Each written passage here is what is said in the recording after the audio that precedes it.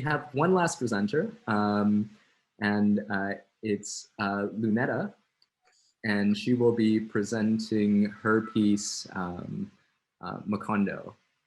So, yep, mine is titled Macondo, and I'm just going to read it if that's okay. So, yep, here we go.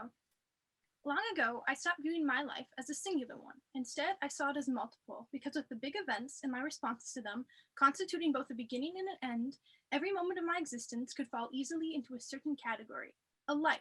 But for me, the pandemic became more than just that. It became a world, and it did so because of my mom. Because my life was not mine to live, but it was hers. It was her fear, and it was her sickness. My mom, always paranoid about something, grew fearful long before most Americans stopped viewing the coronavirus as that virus in China. She told my dad and I we should stop going out to eat, limit contact with people, wash our hands frequently, and practice general safe habits. All good tips, of course, ones that the experts not only concurred with, but suggested in the first place. But despite our best efforts, by March, my family ended up an unfortunate victim of the first wave. I spent the day in bed with a fever like I've never had, and a headache that made me want to stab an ice pick through my temple. The nausea was terrible, an urge to vomit with no results, but all the symptoms, Mom was sure it was COVID. But when she called the clinic, the nurse said that was unlikely. There just weren't that many cases in Minnesota yet. By March 11th, only 5 cases had been confirmed. The next day, she was sick too. And when we both got better a few days later, I stayed recovered. My sickness was a 3-day episode. My mom was that, a break, and months of misery. She says she pushed herself too hard, and I believe her. You see, we've been landscaping the yard for years now, but Mom decided that a pandemic was the perfect opportunity to really make change. So rather than rest like any sane person, Mom decided she wanted to take advantage of her time off work before it was gone, before the pandemic ended, and took her free time with it. So with her insistence, the two of us set about doing the landscaping. My dad grudgingly helped too. He had wanted to do something fun with his time off. Maybe we should have listened. Because about halfway through, she sat down. Mom said she was having a hard time breathing and that her chest and back ached. The excitement she had started out with was gone, but a few minutes later, despite that, she was back to moving the heavy logs from a fallen tree. She was always the type to go a little too far. The next day, she was back in bed. I'd never seen her so sick before. Her symptoms were similar to those that occurred the day before, but much, much worse this time. All of us, including her, were worried. For after days of bed rest, she just wasn't getting better. She lay in that bed for months, crying and dying. It was only when her weeping became more extreme, when she stopped trying to hide it from me, that I knew. Mom was crying not because she felt awful, but because she thought she wouldn't get better. Silently, I began to agree too. My parents say those months between March and July, the month when she was the most sick, were the worst days of our lives. But for me, the worst came later. It came when I realized my life was hers. A time when my world, a world called Macondo, revolved around her, and when any choice I once could have made freely was now hers to make. Until then, those months really were awful. Claiming it was better for her outside, Mom would hobble out onto the patio, practically a corpse. If I asked how she was, she would always assure me she was fine, but it was painfully clear she was not. For whenever she spoke fine, I could see the tears forming from her lies. Eventually, I stopped asking. It became a daily occurrence. When we were out in the yard and my dad was working upstairs outside of earshot, Mom would pull me close. She said Dad couldn't bear to hear what she had to say. He was too immature, but it was important, and I had to know. Mom said she was certain she wasn't going to be around, and she told me she was very sorry. Sometimes she cried, sometimes she didn't. Regardless, she would tell me how to live life without her. She said my dad couldn't take care of me. He would have a breakdown, so it'd be up to me to finish high school and finance my living expenses, and later, college. She mentioned some things I had to do, including some financial statements and general advice. I listened, never truly believing her, but agreeing all the same. Those were before the days that she told me the only reason I kept on living was for you. We tried to find her care, but they didn't have COVID tests then, so she never got diagnosed. We all knew she had it though. Her symptoms were identical to everyone else who did. And even if she had, the doctors couldn't have known anything about the mysterious virus. There just weren't enough hospital beds, enough staff on hand, or enough information. We were all in limbo, and we couldn't understand why my mom was sick for so long. It was only when long-haul COVID was declared a legitimate thing that anyone could really do anything. But even then, it didn't help much. She was sick. For over a year, she's been sick, gradually getting better, but never good. Not like she was, at least. Still, I insisted Mom tell me the answers no one knew. When could I see my friends? When could I go back to school? How much longer till normal? I knew I stressed her out with those questions, but I wanted answers, and somehow I thought, as my mother, she ought to have them. Instead, the questions made her stressed. The questions made her worse. All the while, Dad asked me the same things. It was only through the dread of those conversations that I realized just how awful the ones between Mom and I must have been. So I tried to stop asking her those pointless questions, but I couldn't help myself. Just like my dad, I too wanted comfort. So really, those months were the worst because I felt alone. Those months were the worst because I thought Mom was going to die. Those months were the worst because Dad couldn't handle things. He didn't know what to do, and instead of acting like a father, he wanted me to be the pillar of strength for him, to essentially be the adult. He came to me saying how hard everything was for him, as if I didn't know, and how scared he was. Those months were the hardest because our communication just broke down. Dad wanted me to comfort him. I just wanted him to shut up.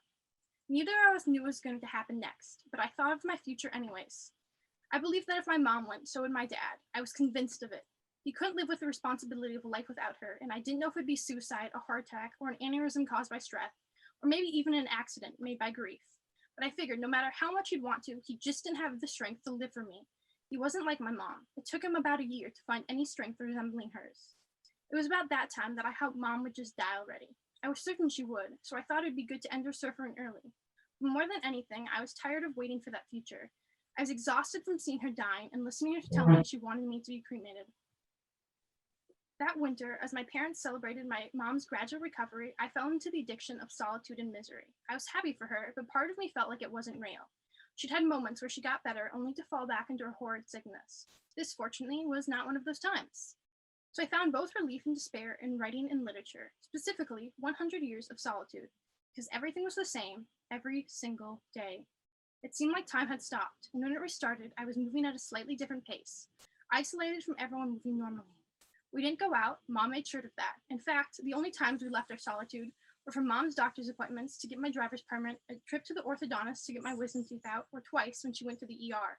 The first time she went, I didn't know about it till later. The second time, I woke to a text from Dad. Mom and I are at the ER. She hadn't wanted him to send it. She didn't want me to know. I didn't want to know either. Everything that wasn't essential went, including chances to see, well, anyone. So the addiction grew stronger.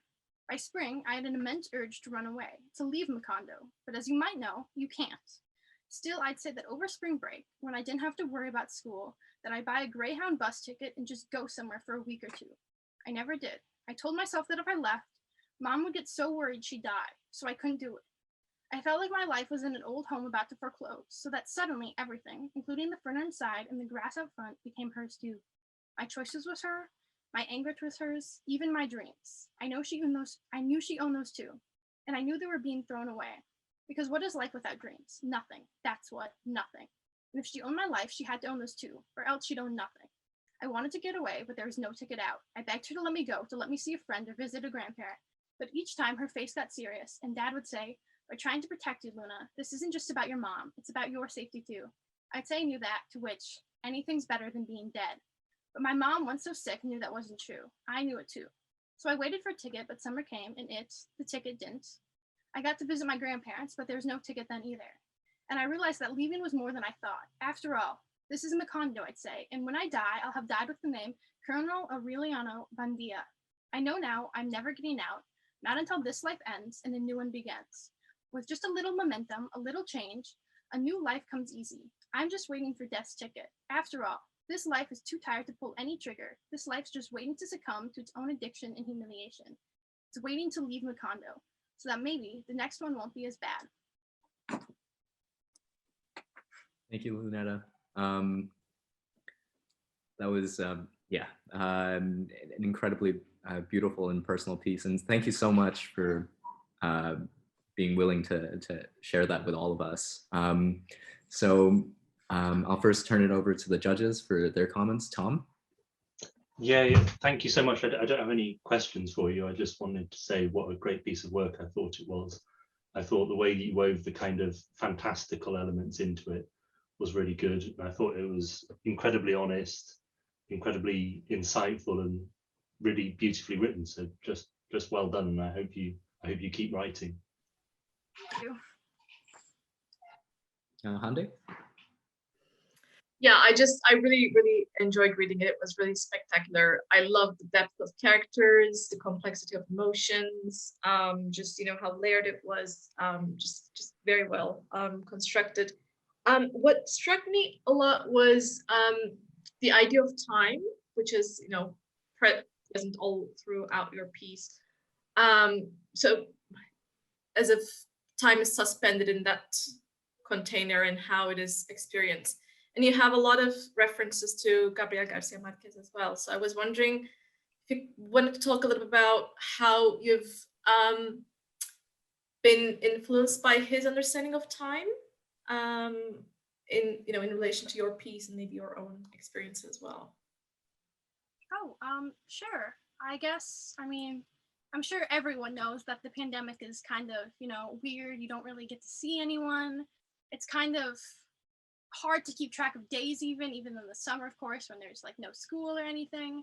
And so in that account, it really does seem like time is kind of frozen. And so reading his work really kind of stuck out to me because at the time I felt the same way, that I was in a world that wasn't really changing, and his world of Macondo was exactly the same for the most part. Yeah, thank you so much.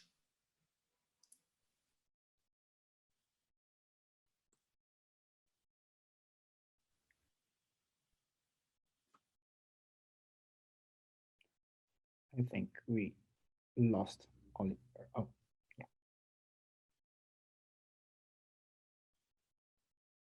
Apologize about that. I dropped off. Didn't mean to interrupt. Danielle? Oh, no. Actually, I also don't have a question. I just really enjoyed reading it. And I also enjoyed the explicit and implicit references to Macondo, 100 Años de Soledad, and very well done. Congratulations. Yeah. Thank you. Before I turn it over to the students, I also just wanted to say that I really loved the piece, and it reminded me, especially in the parts where some of the really brutally honest parts of the piece reminded me quite a lot of Maggie Nelson. I don't know if you've read any of her stuff, but she's wonderful, wonderful writer. I encourage anyone to read some Maggie Nelson. But this ability to be truly honest and in certain cases say things that would be very much frowned upon is incredibly courageous and difficult to do. So yeah, a lovely piece of writing. So does any of the students have any comments or questions for Lunetta?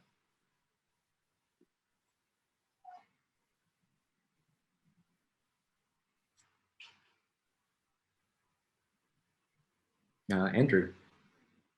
So in terms of like writing it, how would you, like for you personally, how would you like balance giving, you know, talking about being vulnerable and also trying to, you know, progress the plot, making sure you have a good plot in your story and making sure you include all like the relevant details?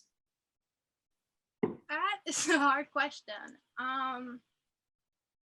I guess for me, I felt like it wouldn't really mean anything if I wasn't honest. I felt like this past year was really about being honest with myself and kind of self-reflection and understanding not only myself, but the world around me. And I thought that if I didn't convey that kind of idea in my work, that it wouldn't really mean anything personally to me. And so I just kind of focused on that, and everything else just kind of worked its way out. Cool. Well, thank you so much, Lunetta, for sharing that piece, and a quick round of applause.